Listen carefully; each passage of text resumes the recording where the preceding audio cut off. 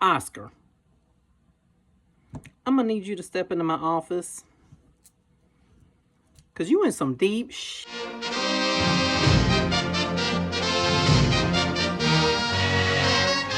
For your consideration, I would like to nominate from the 2000 film In the Mood for Love, Tony Leung as Best Actor and Maggie Cheung as Best Actress.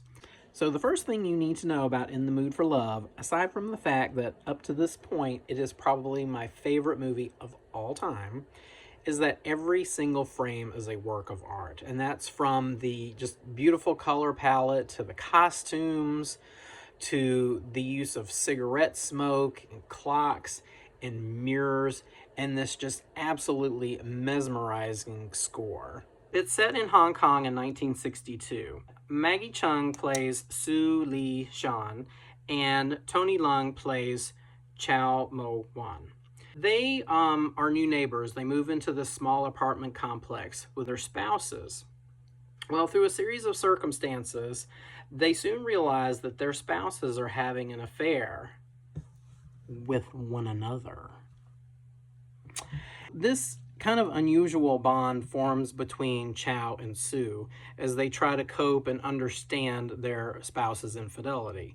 And this, kind of causes their friendship to grow a little more complex because they're playing out roles, so they're able to kind of understand, how things happen the way they did and what the catalyst might have been to set things in motion. And Wong Kar-wai frames most of the scenes with this very tight intimacy, whether it's in a doorway or in the alley or even through a window.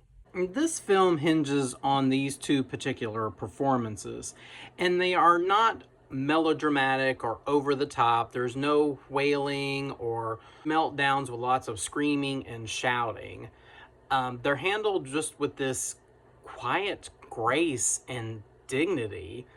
One memorable moment that stands out for me is that when Chow and Sue have to part, and when he releases her hand, it is such a painful parting for her that her own hand grabs her forearm and she just digs her fingers and she just moves it gradually up her arm to her shoulder without showing really the slightest bit of emotion. You can see it bubbling under the surface, but she tries to keep it under control. And it's so heartbreaking to watch, but it's so well acted.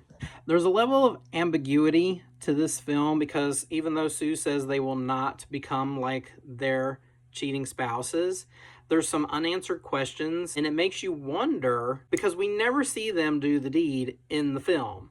So by the end, you're kind of questioning, well, did they or didn't they? And speaking of didn't they, why did the Academy, instead of nominating these performances, choose to get snockered on overproof tequila? All I can say to that is, go home, Oscar. You are drunk.